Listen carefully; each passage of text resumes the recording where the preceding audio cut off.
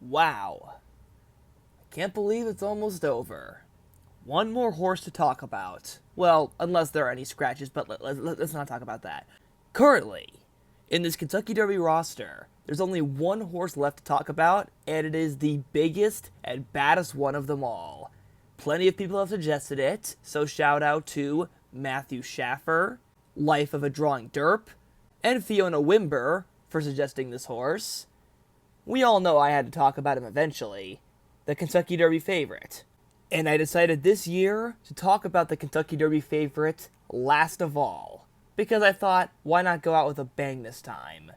So, I appreciate you all for being patient, and I hope you all think it's worth it. One more day, one more Derby profile. Today's episode is going to be on Forte. Let's go. First things first, we got the stats, and these could not look any better. Statistically and money-wise, this is as good as it gets. 7 starts, 6 firsts, no seconds, no thirds, and earnings of $2,409,830. That's a lot of smackaroons, and there's a lot of high-class racing included in there. Starting out with a abysmal 4th in the Sanford Stakes. But then after that performance, he rallied off the Hopeful Stakes, the Breeders' Futurity, the Breeders' Cup Juvenile, the Fountain of Youth, and the Florida Derby, combining together to make 190 Kentucky Derby points, more than any other horse in this field, and that doesn't also include the fact that he is the most Grade 1 winning horse and the richest horse. You get the idea. He wins in almost every category statistically, including highest speed figure on the dirt, tying with Practical Move with a flat 100. The only Kentucky Derby horse that technically has a better speed figure was Two Phils, but that was on the synthetic in the Jeff Ruby Stakes, so take that for what you will. For running style, a good way to summarize it is that he's usually about 5 lengths off the pace, whether that means he's as far back as 9th in a field of 12 horses, or as close as 5th or 4th, 3 if he's feeling a little bit frisky, but that's the general consensus with Forte. And then he'll make a move navigating between horses, typically to the outside, and just wears you down one by one.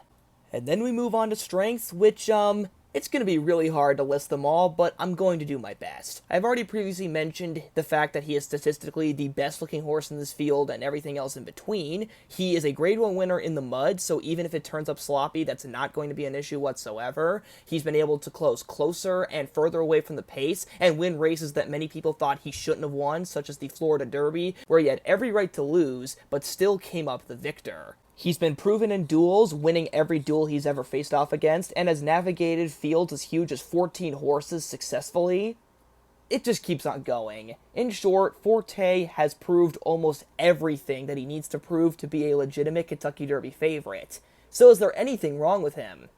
Not really, but we can nitpick him all we want. So far, the only things I could come up with when it comes to weaknesses is that he's beaten some Derby contenders, such as Two Phils and Verifying, when they had very bad days and when they were 2 years old, but he hasn't really faced off against a lot of Derby horses, besides Mage.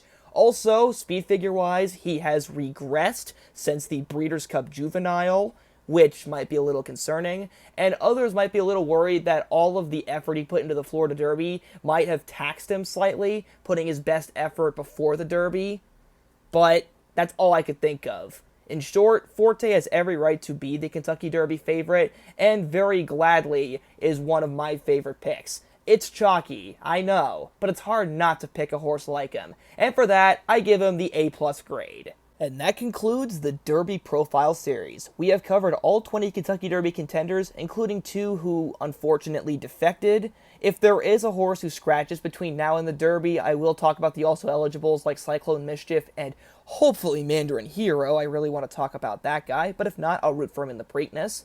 Besides that, my plans between now and the first Saturday in May is to release a full field analysis talking about things that I may have missed in the previous Derby profiles and also talking about how post position may affect the horses in this race.